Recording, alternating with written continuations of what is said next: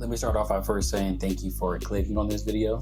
And now with that being said, I'm gonna get right into it. I get to start my days doing something that I actually enjoy, and that is spending time with my son.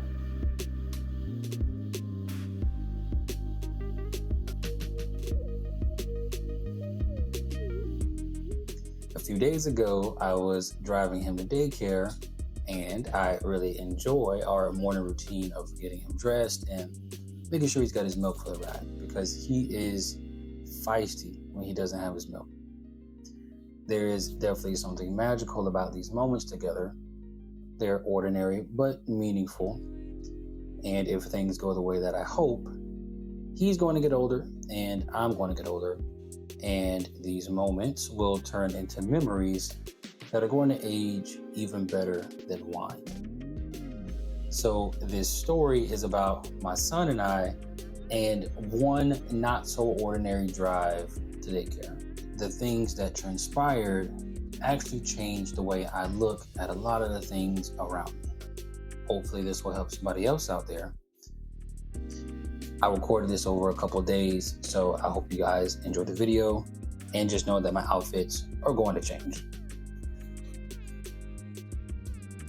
We live in a more rural location, so we have to drive into the city, and it's about 20 minutes of driving, and then we get into town. Now, there is the morning traffic and the school buses, the usual stuff.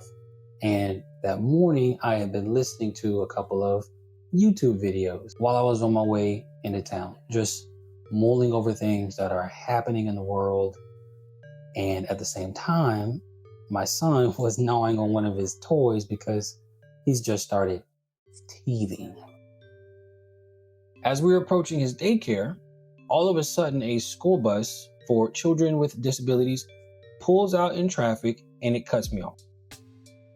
So here I am, having carved out a little portion of happiness, and a bus with children on board recklessly pulls out into traffic. Now, I was upset about getting cut off from traffic, but I was more upset that a bus driver who knew he had kids on board would drive like that. That kind of recklessness just doesn't sit well with me, and I was upset. So I'm just, all this righteous anger I have boiling up inside of me. But after I calmed down and made sure my kid was okay, something kind of just dawned on me. Before that happened, I had been listening to YouTube videos about everything that is going wrong in the world. And when I say everything, I mean all the corruption, all the suffering, all the ugliness. The baseline of my emotions was already tilted towards frustration before the bus ever entered my lane. And then I noticed something else. That bus was designed and manufactured to intentionally serve children who are facing their unique challenges. We both were driving on a paved road. We were fortunate enough to be in a city that had clean water, and I had a healthy baby in the back seat because nobody got hurt. Now, yes, objectively, I was justified to be upset. I mean, that driver should have been more careful.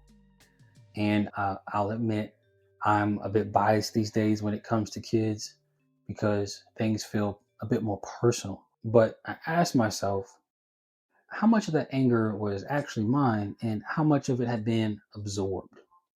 And I think all of this connects to something bigger. So we made it home. All right, I made it to daycare and dropped him off and everybody was fine. But now we're going to pull back some. History is full of examples found in literature, entertainment, and politics of what happens when resentment is fed instead of filtered. Take Richard Nixon, for example, also known as Tricky Dick. He was brilliant, strategic, disciplined.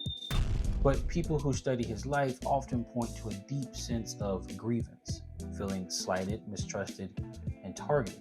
And over time, that simmering resentment didn't just stay internal. It shaped his decisions, it fueled his paranoia, and eventually it helped bring down the presidency. Or look at Julius Caesar, a towering figure in history, but long-standing grudges, his and others, created a culture where distrust and ambition hardened into betrayal. Resentment built quietly in the Roman Senate until one day it all came to a head on the Senate floor with civilization shifting consequences born from festering tension. Even in entertainment and literature, we see the same warning. Festering in rage after being disrespected by King Agamemnon, the hero Achilles withdrew from battle, directly leading to the deaths of countless Greek soldiers and his beloved friend Patroclus. If that one doesn't resonate, what about Anakin Skywalker? He didn't become Darth Vader overnight. It was his fear of losing Padme, his frustration with the Jedi Council, and then Palpatine capitalizing on Anakin's emotional state. Annie had let the negative emotions go unchecked until it convinced him that the dark path was justified. And for my fellow weebs and anime fans, need I say more?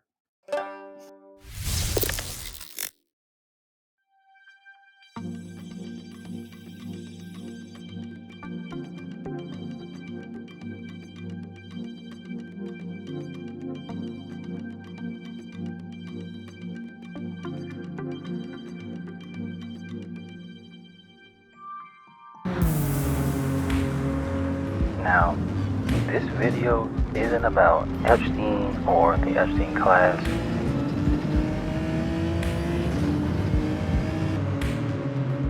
It's about the rest of us.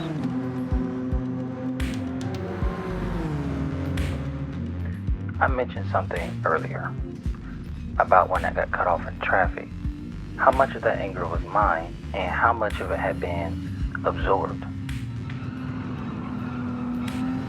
I actually gained something from that morning drive to daycare and how I look at everything that I'm seeing and more than likely we're seeing in the world right now. And what I gained was that being upset for the well-being of others is not wrong. I actually believe it's a sign of good health.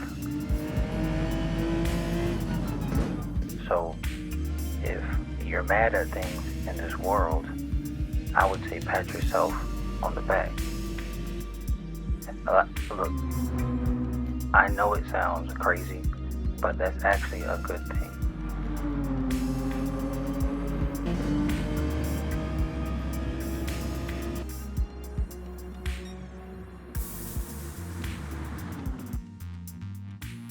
Imagine if everyone was perfectly fine with the files or the other scandals and conspiracies that have been revealed. That would be infinitely more disturbing. But it's not good to stay mad. So, what am I getting at?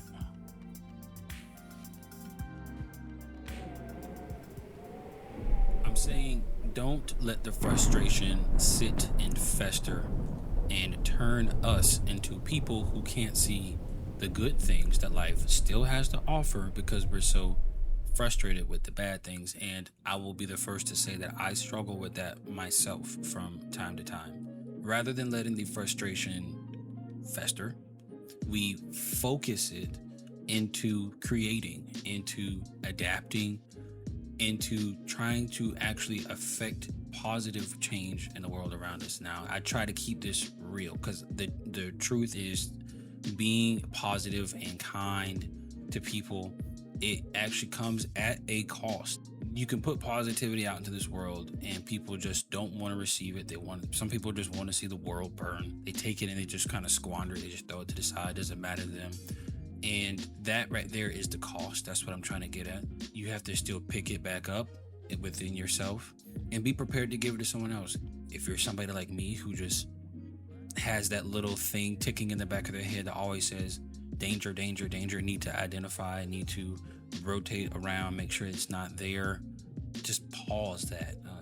I'm not here to tell you what to do. I mean, you do as you see fit, but if you're on this channel, what I'm looking to do is to put all that on pause and observe it, to pull it apart, see what it's made out of, and then try to extrapolate anything that we can use to help ourselves and leave the rest of that in the trash can. That's it. If you want to learn more about how our biases and our attention, our focus, and the way we perceive things, if you want to learn more about that, there's another video that I have that talks about that, so feel free to check it out.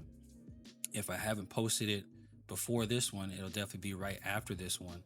So it'll be linked in here. I don't know what time people are going to watch this video or whoever, but I'm going to stick that video with this one because the two they go hand in hand.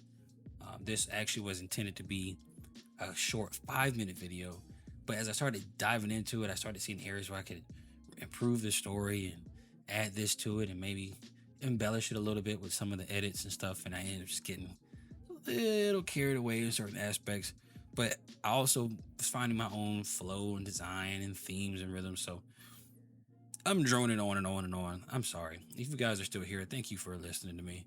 I'm going to go ahead and sign off. Remember to be safe, be wise, and be prayerful. And maybe I'll catch some of you in the next one. See ya.